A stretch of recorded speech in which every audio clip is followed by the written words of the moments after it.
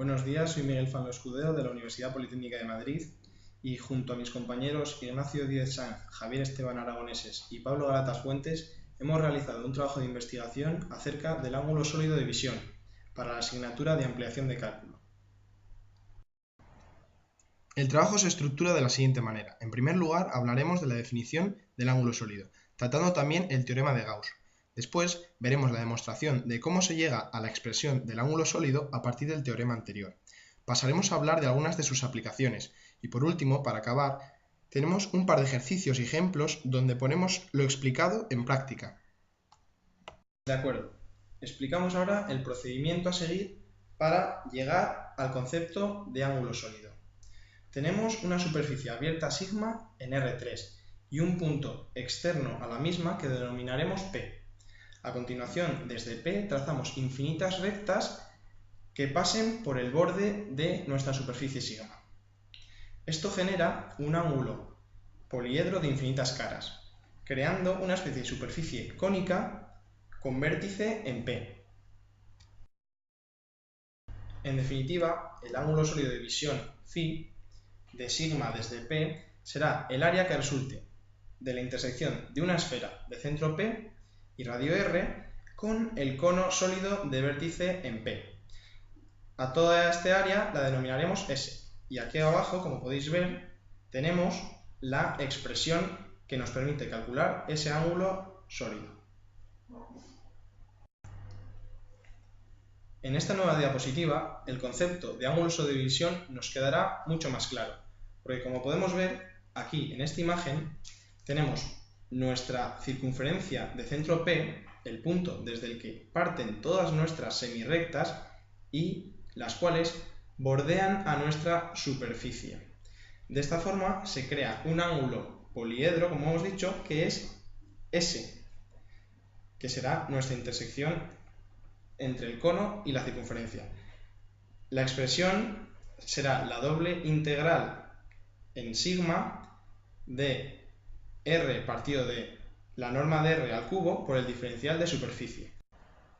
Cabe destacar que la unidad del sistema internacional para el ángulo sólido es el estereoradián. A continuación explicaremos el teorema de Gauss. Es importante tener este teorema asimilado a la hora de demostrar la expresión del ángulo de visión vista anteriormente. Partimos de un conjunto compacto de R3 llamado omega. Sea sigma la frontera de omega, compuesta a su vez por una unión finita de superficies cerradas, cada una de las cuales se puede descomponer en una unión finita de superficies regulares. A continuación, suponemos sigma orientada por el vector normal saliente unitario n, y sea f un campo vectorial de clase C1 en el interior de nuestro conjunto compacto omega. Entonces, el teorema de Gauss nos asegura que la integral triple de la divergencia de f sobre omega es igual al flujo de f sobre la superficie sigma.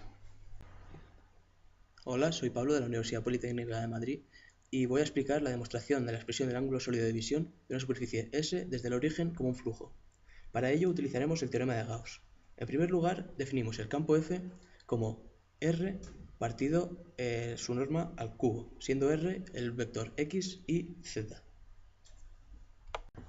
Tras esto, calculamos su divergencia utilizando una propiedad que dice que la divergencia de un escalar por un vector es igual al gradiente del escalar por el vector más el escalar por la divergencia del vector. De este modo comprobamos que la divergencia de f es nula. Una vez hallada la divergencia, aplicamos el teorema de Gauss al recinto comprendido entre una superficie abierta en R3, a la que llamaremos S, una superficie esférica y una superficie cónica. Entonces tenemos que la suma de las integrales dobles de f sobre S, S cono y S esfera, con los vectores normales tal y como está en el dibujo, es igual a la integral triple de la divergencia de f sobre el volumen del cuerpo encerrado en las superficies que, al ser la divergencia de f nula, también lo es. Además, al ser el campo perpendicular al diferencial de S del cono, esa integral es igual a 0, por lo que podemos pasar la integral sobre la superficie esférica al otro miembro. Por lo tanto, nos queda que la integral sobre S es igual a la menos integral sobre la superficie esférica, pero si cambiamos el sentido del vector normal a superficie esférica, es decir, hacia el exterior de la esfera, nos queda la integral positiva. Una vez hecho todo esto y sabiendo que la norma de R en la superficie esférica es igual a 1, llegamos a la expresión omega, ángulo sólido de visión, es igual a la integral sobre S de f por diferencial de S. Comenzamos a hablar ahora de las aplicaciones del ángulo sólido de visión. En primer lugar, en el ámbito de la medicina, destaca la electrofisiología cardíaca, que es una subespecialidad de la cardiología. Todos conocemos el electrocardiograma, un aparato muy común en los hospitales que representa gráficamente la actividad eléctrica del corazón. Para poder medir esta actividad se utiliza el concepto de ángulo sólido. El corazón, en un momento determinado, tiene un número de células que se encuentran en una situación eléctrica diferente de las demás, lo que define unos límites de activación, y cada uno de ellos genera un número infinito de dipolos. Para determinar la magnitud del potencial registrado en un electrodo cualquiera, es necesario sumar la contribución de todos los dipolos que forman parte de cada límite de activación. El equivalente de esta suma será un ángulo de visión.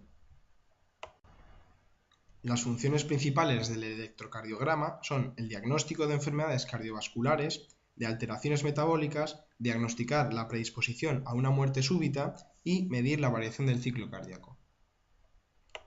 El ángulo sólido se utiliza también en el magnetismo. En magnetostática existe bajo ciertas circunstancias una función escalar que simplifica los cálculos relacionados con los campos, de tal manera que es posible plantearse solo una suma de potenciales para luego derivarlo, en lugar de tener que hacer una suma separada para cada componente del campo.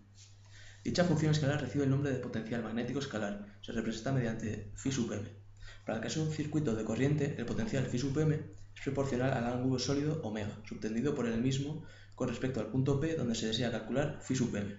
Mediante la ley de Biot-Savart llegamos a lo que se denomina la forma de ángulo sólido de la ley de Biot-Savart o la ley de Ampère, que son las ecuaciones que podemos ver en pantalla, donde B es el campo magnético, phi sub m es el potencial magnético escalar y omega es el ángulo sólido. Otras aplicaciones pueden ser la gravitación o la electricidad, en las que se utiliza el ángulo sólido para llegar a la forma integral de la ley de Gauss, cada una aplicada a su ámbito. La radiación, en la que se usa para definir algunas magnitudes como el flujo de radiación o la densidad de flujo luminoso, y algunas menos importantes como la telecomunicación, la expresión de partículas o la intensidad luminosa. Hola, buenos días, soy Javier Esteban de la Universidad Politécnica de Madrid y hoy vamos a calcular el ángulo sólido de visión desde el origen a la superficie engendrada al girar la curva z igual a raíz de i cuando i está entre 1 y 2. La curva z igual a raíz de i representa solo la mitad de la parábola z cuadrado igual a i, que sería la parábola completa. Y la superficie engendrada la tenemos aquí, sería z igual a raíz de la raíz de x cuadrado más y cuadrado. Bueno, hemos representado en MATLAB la figura en 3D. A ver, cabe destacar que en el ejercicio solo nos piden el primer octante, lo que hace que sea mucho más fácil resolverlo. Aquí podemos ver desde varios ángulos cómo es la figura engendrada. Bueno, aquí tenemos la misma figura, pero para que se vea un poquillo mejor. ¿Cuál es la diferencia? Bueno, que aquí no está la i no está entre 1 y 2, sino está entre 0 y 2. Así podéis ver más bien cómo es el paraboloide. Pero nuestra figura, como hemos mostrado en la anterior, solo va de 1 a 2. La parametrización de nuestra superficie viene dada por x igual a u seno de teta, y igual a u coseno de teta y z igual a raíz de u. Teta está entre 0 y pi medios y u está entre 1 y 2. Por otra parte, puesto que se trata de una superficie de revolución, el cono sólido a considerar en este caso se obtiene también por la revolución alrededor del eje z de las de rectas que, trazadas desde el origen, intersectan con nuestra curva.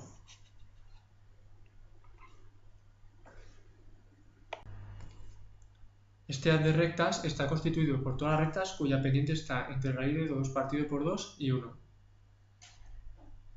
Bueno, ahora nos calculamos el producto vectorial entre las derivadas parciales para calcular su norma. Y haciendo un producto escalar con el campo newtoniano y calculando la integral inmediata que queda, obtenemos el resultado. Bueno, cabe destacar que esto no es un producto matricial, sino que lo hemos puesto así para facilitar el describirlo, pero no es un producto matricial. Buenos días, soy Ignacio Díez Sanz, alumno de la Universidad Politécnica de Madrid. Continuamos el vídeo resolviendo el ejercicio anterior por medio de un método distinto. En este caso será por medio del cálculo del área de la superficie, obtenida por medio de la intersección de la esfera con el cono resultante de girar alrededor del eje OZ el haz de rectas en el primer octante. Una posible parametrización para este ejercicio podría ser la propuesta posteriormente por medio de unas coordenadas esféricas, en las cuales phi varía entre pi cuartos y pi medios menos arcotangente de raíz de 2 partido por 2, mientras que θ varía entre 0 y pi medios. El ángulo sólido viene dado por la integral de superficie del diferencial de S, en la cual, tras realizar los correspondientes cálculos, obtenemos otra vez el mismo valor que habíamos hallado en el método 1. En este caso, pi partido 2 raíz de 6 por la raíz de 3 menos raíz de 2, que aproximadamente un número numérico sería alrededor de 0,2. Continuamos realizando un segundo ejercicio sobre el cálculo del ángulo de visión sobre un elipsoide, tomando el punto P, 0, 1, 0 y sigma el elipsoide de ecuación 16x² más 4y² más 9z² igual a 1, como vemos en la siguiente imagen.